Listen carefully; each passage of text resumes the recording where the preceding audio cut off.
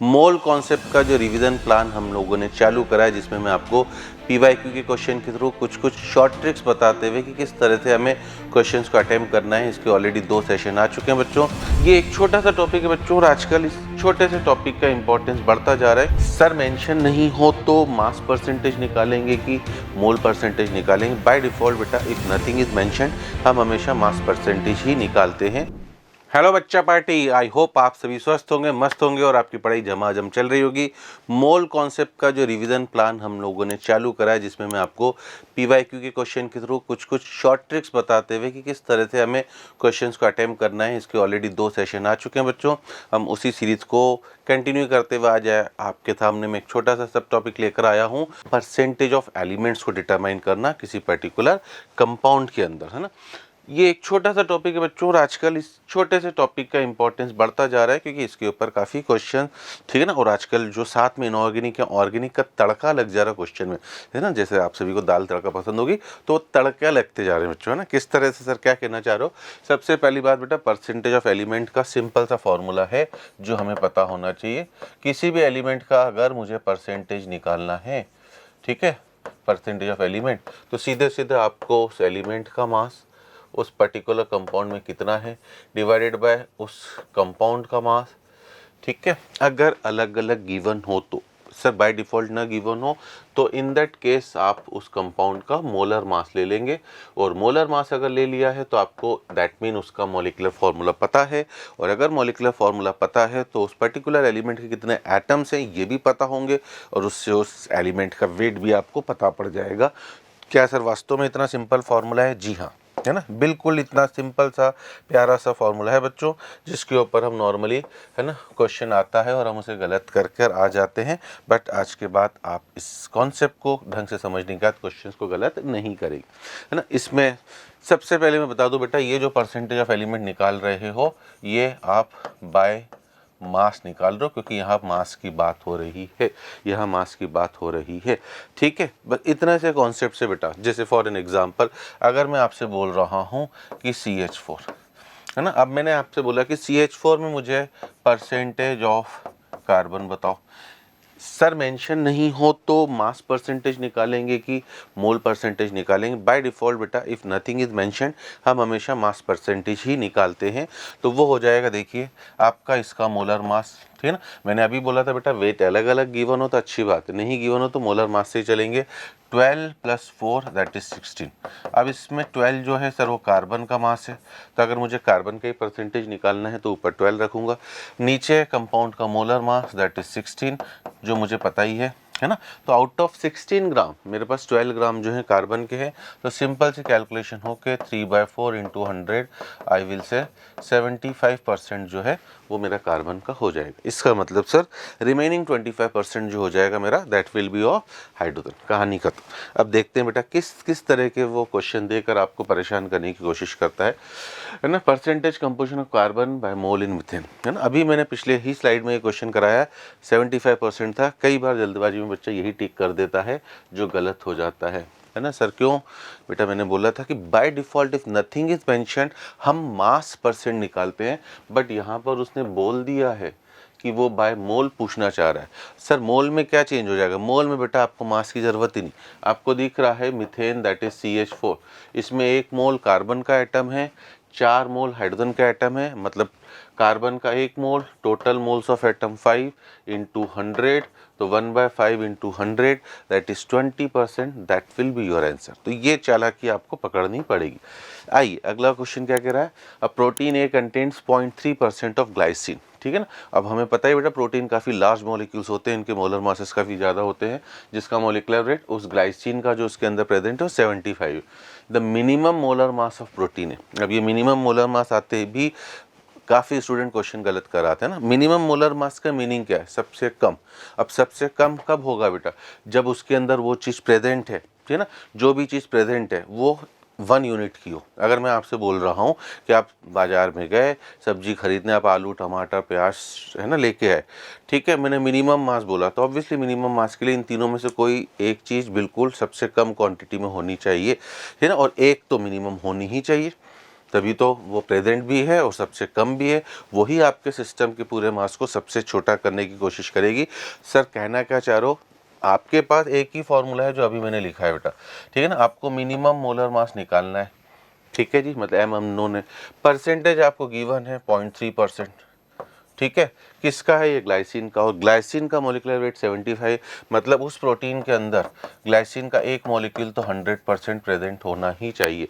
तो अब आप देख लीजिए बेटा, ये अगर मैं जीरो हटाता हूँ, डेसिमल हटाऊँ 1000 और ये हो गया 25, तो आपका मोलर मास 25 × 10⁻³ मतलब नियरेस्ट इंटीजर में बड़ी आसानी से हम लोग इस क्वेश्चन को सॉल्व कर सकते थे विद द आंसर 25, ठीक है। आइए और क्या दे रहा है, नंबर ऑफ हाइड्रोजन एटम्स पर मॉलिक्यूल, ठीक है ना, ऑफ हाइड्रोकार्बन ए, जिसमें 85.8% क्या है, कार्बन, ठीक है जी। और आपको बोल दिया है कि भैया उसका मोलर मास है कितना, 84 हाइड्रोकार्बन है। It will be safer to assume कि उसका सर फॉर्मूला CXHY टाइप का होगा, बिल्कुल बढ़िया बात है जी, ठीक है ना। अब परसेंटेज किसका गिवन है बच्चों, कार्बन का 85.8, ठीक है। ऑब्वियसली आपने कार्बन के, है ना, अच्छा इसको हम चाहें तो वैसे भी कर सकते थे कि हम हाइड्रोजन का ले लेते, जब हमें हाइड्रोजन का ही निकालना था, कार्बन से क्यों जाए।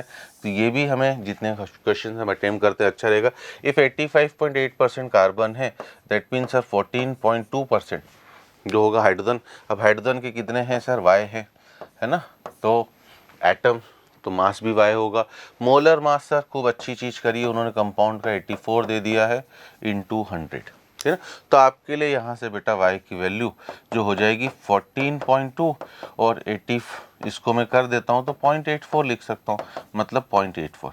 अब आप खुद समझिए बेटा, नियरेस्ट इंटीजर में अगर क्वेश्चन आ रहा है, ठीक है ना, तो रफ आइडिया 14 8 जा कितना होता है ना, 14 4 जा सर 56, 56 का डबल 112, मतलब नियरेस्ट इंटीजर में सर मेरा आंसर अप्रॉक्सीमेटली 12 के आसपास, देख लीजिए 12 ही है, कहानी खत्म, आंसर आ गया बड़ी आसानी से, हंसते हंसते, है ना। और हंसते हंसते ही कट जाते हैं रास्ते, हमें पता ही नहीं पड़ता है, बस हमें कॉन्सेप्ट ढंग से समझ में आए।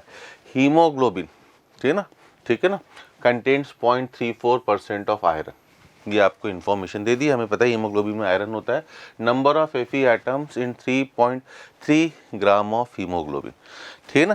तो यहाँ से आप इसको यूनिटरी मेथड से करना चाहते तो कर सकते हैं, क्या सर 100 ग्राम के अंदर, है ना, 0.34% है आयरन का 100 के अंदर, तो ऑब्वियसली सर 3.3 ग्राम के अंदर, ऐसा भी कर सकता हूँ मैं, क्योंकि हमें तो हीमोग्लोबिन 3.3 ग्राम है, वो कितना होता सर 3.3 × 0.34 डिवाइडेड बाय 100, ये आयरन हो गया बच्चों, है ना। अब 3.3 × 0.3 अप्रॉक्सीमेटली 10 लेना ही पड़ेगा बेटा।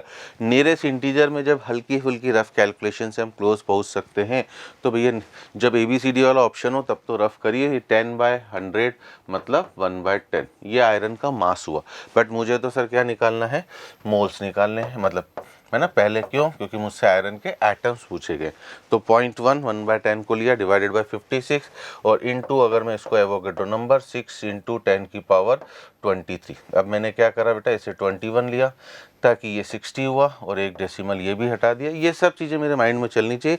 और सर 60/56 है ना, तो 60/56 आपका 1 पॉइंट समथिंग × 10⁻21 है ना, 10⁻21, कुछ मिस्टेक तो नहीं हुआ मी, 3.3 × 0.3 है ना, यहाँ मिस्टेक हुआ मी कि ये आपका है ना 0.01 होगा, मतलब ये आपका 20, that is 1.21 × 10⁻20 will be the answer, है ना, क्योंकि 3.3 × 0.3 0.99 मतलब अप्रॉक्सीमेटली वो 1 हो जाएगा। चलिए और देखिए, इसी टाइप का एक और क्वेश्चन आपके लिए डरावना हाजिर करा गया था, क्या, अननोन क्लोरोहाइड्रोकार्बन, मतलब इसमें हाइड्रोकार्बन क्लोरीन भी है, इतने % ऑफ क्लोरीन है, अच्छी बात है। If each molecule of hydrocarbon has 1 chlorine atom, ठीक है ना, तो chlorine atom present in 1 gram of cyanohydrin, इसमें भी वही कहानी हो गई बच्चों। आपको ये % दिया है, ये कितने ग्राम में, 100, तो सर 100 में 3.55, तो 1 में कितना, 3.55/100।